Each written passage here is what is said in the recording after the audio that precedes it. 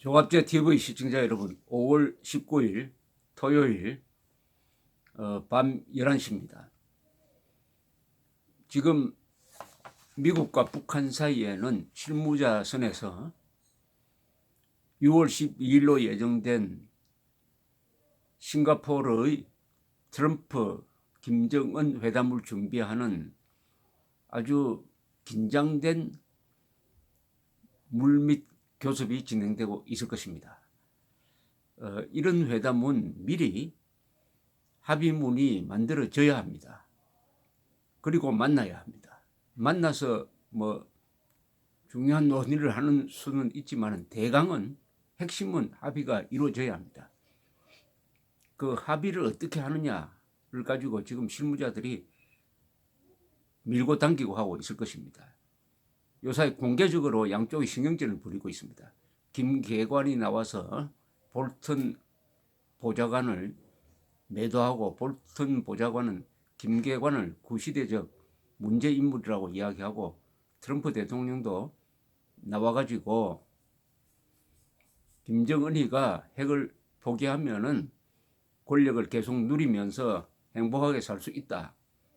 하지 않으면은 끝장낸다. 이런 이야기를 주고받는 것도 지금 마쿠에서 전개되고 있는 이 합의 과정에서 누가 유리한 고지를 차지하느냐를 다투는 일종의 심리전입니다. 그런데 무엇으로 합의를 볼 거냐 하는 걸 생각하면은 사실은 합의가 불가능하죠. 왜냐하면 김정은은 이미 핵 보유국임을 선언했습니다. 문재인 대통령을 만나서도 그 입장을 전혀 양보하지 않았습니다. 한국의 이상한 언론이 문재인, 김정은 두 사람이 북한의 완전한 비핵화에 합의했다는 식으로 보도하는 것은 완전한 왜곡입니다. 아니, 조작에 가깝습니다. 트럼프 대통령 또한 여러 차례 과거 오바마, 부시 시절의 잘못을 반복하지 않겠다라고 선언을 하면서 완전하고 검증 가능하고 돌릴 수 없는 핵폐기 플러스 화학무기, 생물화학무기까지 거론하겠다 이렇게 천명을 했습니다. 그러나 실제로 협상을 딱 들어가 보면은 양쪽이 공개한 그 입장을 지킬 수가 없습니다. 그것을 양보하지 않으려면은 이번 회담은 깨야 합니다. 깨져야 합니다. 우리라고 했을 때 대한민국 국민으로서는 이게 깨지는 게 가장 좋습니다. 깨지고 다시 제재 국면이 생기고 군사적 압박을 해가지고 그야말로 김정은이가 초죽음 상태에서 항복하고 나와야 이 문제가 해결되지, 지금처럼 어중간한 상태에서 더구나 문재인 정부마저도 김정은 편에 서는 것 같은 이런 구도 하에서는 만족할 만한 결과가 나올 수가 없는 것입니다. 이 회담은 참 이상해가지고 회담을 하다가 보면은 회담을 위한 회담을 하게 됩니다. 목표 상실로 들어가 버립니다. 이번에 트럼프도 그런 함정에 빠질 가능성이 있습니다. 한국 사람들은 문재인 대통령에게 기대할 수가 없으니까 트럼프 대통령에게 잘해주기를 기대합니다. 좀 서글픈 상황이죠. 한국 대통령이 아닌 미국 대통령에게 부탁을 한다는 게 이 논리적으로 말이 안 맞습니다. 미국 대통령은 당연히 미국 국민들을 보호하고 여유가 있으면은 동맹국의 보호에 들어가는지만은 그건 2차적인 문제입니다. 그 동맹국도 또 그 동맹국의 정부가 요구를 해야지, 동맹국의 정부가 요구하지 않는 것을 미국 대통령이 받아줄 수는 없습니다. 그럼에도 불구하고 이 고립된 한국의 이 자유진영 사람들이 트럼프에 매달리고 있는 것은 이해를 합니다만은 거기에는 많은 무리가 있고 그 기대치가 너무 높은 것 같습니다. 자, 드디어 미국 안에서도 이제 트럼프 대통령이 기존의 노선에서 좀 물러서게 될 것이다 하는 이야기가 나오면서 그런 현상을 우려하는 전문가들이 나옵니다. 이 우려하는 사람들은 우리로서는 참 고마운 사람들이죠. 그 중에 한 사람이 이 리비어 에반스 리비어 전 국무부 동아태 담당 수석 부차관보입니다. 이분은 주한 미국 대사관에서도 오랫동안 근무한 사람입니다. 이 VOA와 인터뷰를 하면서 VOA 미국의 소리 방송입니다만 인터뷰하면서 트럼프 행정부가 북한에 요구하는 핵 폐기의 수준을 낮추려고 한다. 낮추려고 한다는 데 대해서 상당히 우려한다. 왜 낮추려고 하느냐 하면은 트럼프는 이 회담을 성공한 것으로 보여야 하기 때문에 미국의 기존 목표로는 북한으로부터 합의를 끌어낼 수가 없으니까 낮추려고 한다. 기준을 낮추려고 한다. 그 기준은 뭐냐? 북한의 완전한 핵 폐기가 아니고 대륙간 탄도미사일 위협을 미국에 대해서 가하지 않겠다고 약속하는 선에서 이 정도면 성공이다라고 트럼프 대통령이 말을 하고 끝낼 가능성을 우려한다. 이렇게 지적을 했습니다. 이 리비어 부차관보는 이번에 북한이 미국, 한국, 연합군사훈련 등을 이유로 남북 고위급 회담을 취소하고 미북 회담 역시 재고할 수 있다고 압박하는 데 대하여 북한이 미북 순회회담의 주제를 바꾸려고 하며 비핵화에는 별로 관심이 없는 것 같다고 이렇게 논평을 했습니다. 북한이 정말 원하는 것은 한미동맹을 약화시키고 사이를 벌어지게 하는 것인데 이를 위해서는 군사훈련을 트집 잡는 게 가장 효과적인 것이라고 계산한다는 것입니다. 군사훈련은 오래전에 발표된 일이기 때문에 북한이 놀랐을 이유는 전혀 없는데 놀랐다면서 들고 나오는 이유가 바로 이 미북 회담에서 기선을 잡기 위한 것이다. 이런 이야기를 했습니다. 리비어 씨는 트럼프가 잘해봐야 미래에나 이루어질 비핵화를 거론하는 애매하고 모호한 합의를 하는데 그칠 수 있다.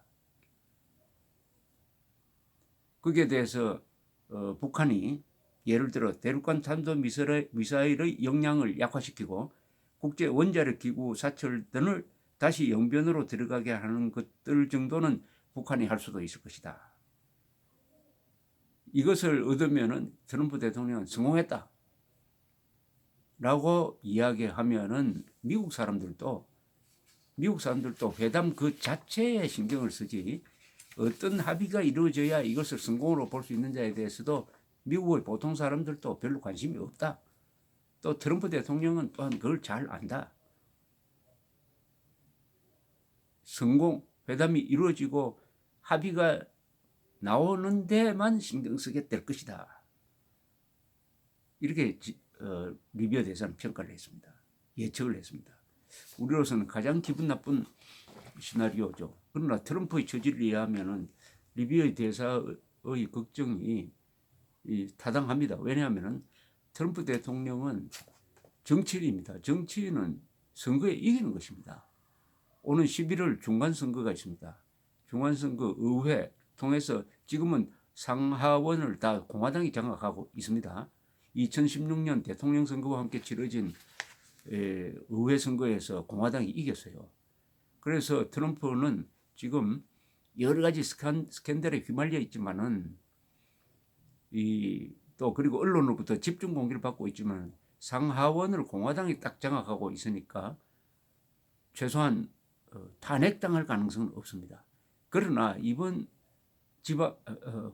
중간선거에서 11월 중간선거에서 상하원을 민주당이 장악하는 사태가 일어나면은 트럼프 대통령은 탄핵당할 가능성이 높아집니다. 특히 러시아 정보기관과 협력했다. 즉 2016년 대통령 기간에 그것은 아주 큽니다. 외국 정보기관이 미국의 선거에 개입했고 거기에 트럼프 대통령이 일종의 공모를 했다. 이렇게 되면은 이건 보통 일이 아닙니다. 그러나 지금은 의회가 공화당 장악이니까 그냥 넘어가고 있어요. 만약 의회의 주도권을, 지배권을 공화당이 놓치게 되면 어떤 사태가 벌어지느냐 하면은 언론, 약 90%의 언론이 지금도 반 트럼프입니다. 자, 언론과 이 민주당이 합세를 했을 때, 더구나 지금 특별검찰이 계속 수사를 하고 있는데 이 수사 결과와 딱 맞아떨어졌을 때 어떻게 될 것이냐. 그래서 트럼프 대통령의 머리에는 김정은과의 회담을 근사하게 해가지고, 즉 근사한 그림을 만들어가지고, 이번에 판문점 회담처럼 근사한 그림을 만들어가지고 미국의 전문가가 아니라 미국의 유권자들 마음을 사로잡으면 되는 것이다. 그러면 득표하는데 도움이 된다. 이렇게 판단한다고 봅니다. 리비아 대사의 이야기는 바로 이겁니다. 그러면은 자, ICBM은 실전 배치 안 한다. 북한이 그런 약속을 해주는 겁니다. 그게 플러스 알파 영변에 다시 국제 사찰단을 받아들인다. 또는 NPT에 다시 재가입을 한다. 복귀한다. 이런 약속만 해도 그 사실 신뢰성이 없어요. 영변 시설은 이제 별로 의미가 없습니다. 그러나 그거 제스처만 취하더라도 트럼프는 성공했다라고 이야기할 수 있을 것이다. 그리고 북한이 원하는 체제 보장에 대해서 주한미군 축소라든지 한미동맹 문제라든지 또는 평화협정, 종전선언 이런 것을 또 약속해 줄 가능성이 있습니다. 이러면 또 김정은이가 돌아가서 내가 핵보유국이 되었기 때문에 트럼프를 만날 수 있었다. 할아버지, 아버지도 못한 일을 내가 해냈다. 이것은 핵보유국이므로 이렇게 가능했다. 하면서 북한 주민들한테 일대 선전을 하고 앞으로는 제재가 완화되는 국면이니까 중국, 한국으로부터 경제 지원을 받아서 사회주의 경제 건설에 나아갈 수 있겠다. 이런 식으로 김정은도 성공했다고 그러고 트럼프도 성공했다고 그러는데 그 사이에서 대한민국이 가장 크게 희생되는, 제가 지금 대한민국이라고 할 때는 문재인 정부를 이야기하지 않습니다. 대다수 한국인들을 이야기합니다. 대다수 한국인은 뭐냐? 헌법에 충성하고 지난 70년 동안의 대한민국의 역사를 자랑스럽게 생각하는, 그리고 공산주의는 절대 안 된다. 김정은을 민족 반역자로 보는 그런 진정한 국민을 이야기합니다. 진정한 한국인 입장에서는 낭패가 되는 거죠. 왜냐하면은 한국과 일본을 위협하는 핵능력 그리고 화학무기, 생물학무기는 그대로 남겨둔 채로 북한에 대한 무장해제가 그 뒤부터 진행될 것이다. 북한에 대한 퍼주기가 더 강화될 것이다. 이런 결착이 되면은 또 미국마저, 트럼프 대통령마저 한국 국민들의 버렸다. 이렇게 되는 것이 최악입니다. 그런데 지금 불길한 것은 그 최악이 가장 가능성이 높은 합의 내용으로 지금 등장하고 있다는 것입니다. 공화당 중진 의원 중에서 마르코 루비오 상원 의원이 있습니다. 이 사람이 갑자기 수잔 손턴 국무부 동아태 차관보 대행을 아주 비판하는 트위터를 날렸습니다. 그 이유에 대해서 VOA가 보도한 바에 의하면 루비오 의원은 이 손턴 국무부 동아태 차관보 대행이, 이 사람도 지금 미북 회담 준비에 관여하고 있는 것으로 보이는데, 최근 일본 도쿄에서 열린 한 행사에서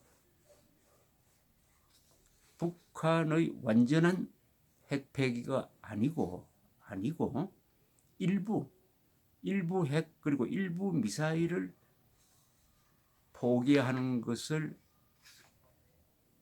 회담의 말하자면 합의점으로 삼아야 되는 것이 아니냐 하는 이야기를 했다는 것입니다. 일종의 계약금을 받는 것이다. 빅 다운 페이먼트라고 했는데, 그러니까 북한이 미사일이든지 핵이든지 그 일부를 폐기한다고 이번에 약속을 하면은 그것이 일종의 계약금이다. 그걸 가지고 앞으로 계속 완전한 폐기를 하도록 유도할 수 있다. 이런 내용의 이야기를 했는데, 여기에 대해서 루비오 씨는 그런 식으로 단계적으로 하는 것은 안 된다. 그것은 미국이 제시한 완전하고 불가역적이고 검증 가능한 핵 폐기에서 후퇴하는 것이 될 것이니까, 그런 이야기를 한 손턴 씨가 차관보로 임명될 때 동의를 국회에서 의회에서 해줘야 되는데 그때는 자기는 반대하겠다 이렇게 나서고 있습니다. 문제는 CVID를 견제할 것이냐 안 할 것이냐입니다. CVID 완전하고 검증 가능하고 돌이킬 수 없는 핵폐기, 여기에다가 P가 붙어가지고 퍼머넌트 영구적인 완전한 핵폐기, 이걸 관철시키겠다고 트럼프 행정부에서 계속 주장해 왔는데 이게 슬그머니 뒤로 빠지는 형국을 보여주고 있습니다. 전쟁을 통해서 해결해야 할 문제입니다. 북한의 핵을 폐기시키려면 전쟁을 해야 됩니다. 북한을 폭격해야 됩니다. 북한이 모든 것을 걸고 핵 개발을 하는데 그것을 폐기시키려고 말로 하면 되겠습니까? 돈으로 살 수가 있겠습니까? 유일한 방법은 한국을 해체해가지고 없애버리는 거죠. 대한민국을 해체하면은 아마 대한민국을 해체하고 한미동맹 해체하면은 북한은 핵 포기할지 모르겠습니다.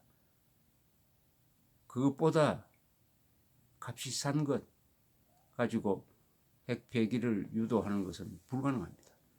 유일한 방책은 핵을 없애기 위한 군사적 공격을 준비하고 동시에 지금보다 훨씬 강력한 제재를 가해가지고 이러다가는 내가 죽겠구나, 정권도 무너지고 내가 차우세스 꼴이 되겠구나라고 실감했을 때 항복하는 차원에서 회담에 나오도록 만들었어야 되는데 너무 서둘렀습니다.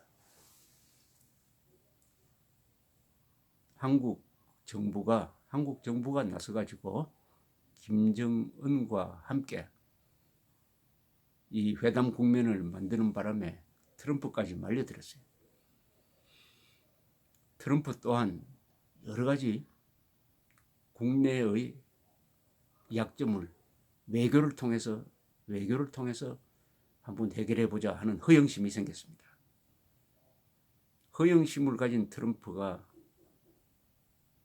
아주 계산된 리얼리즘을 가진 김정은과 대결하면 트럼프가 집니다. 서두르거나 허영심에 빠진 민주국가의 지도자는 임기가 무한정인, 언제까지나 기다릴 수가 있는 독재국가의 지도자와 만났을 때 집니다. 제일 중요한 것은 CVID, 완전한 핵 폐기 원칙. 미국이 지금까지 10여 년 동안 견지해왔던 그것을 이번에 포기하면은 트럼프는 망고의 역적이 될 겁니다. 그리고 선거에서도 질 가능성이 더 많죠. 그러면 다음은 탄핵 사태로 탄핵당하게 될 것입니다. 1986년에 아이슬란드에서 레이건 대통령이 소련의 고르바초프를 만났을 때도 지금과 비슷한 상황이었습니다. 그때는 SDI, 우주에서 적의 미사일을 완벽하게 방어하는 SDI 기술을 미국이 개발하고 있을 때인데 고르바초프는 그것을 못하게 해야 한다. 소련은 그런 기술이 없기 때문에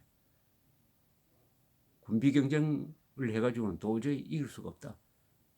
그것을 못하게 하기 위해서 고르바초프가 여러 전략무기 감축 제안을 했지만은 레이건 대통령은 거부해버렸습니다. 거부하면서 그 회담을 깨버렸습니다. 합의가 이루어지지 않았습니다. 그래서 소련이 무너졌습니다. 그때 만약 레이건 대통령이 인기를 생각해가지고 SDI를 포기했더라면은 소련은 무너지지 않았을 수도 있다고 봅니다. 이번에 트럼프가 CVID 원칙을 포기했기 때문에 북한이 계속 생존하면서 한국을 공산화시켰다. 이렇게 역사에 적히면 큰일 나죠. 또는 트럼프 대통령이 CVID 원칙을 견지함으로써 회담은 깨졌지만은 결과적으로 북한 정권이 무너지고 핵 문제 해결되고 대한민국이 한국 주도로 자유통일돼 가지고 동북아시아가 이 세계가 안전하게 되었다. 이렇게 기록될 것이냐. 트럼프의 선택이 주목되는 이유입니다. 감사합니다.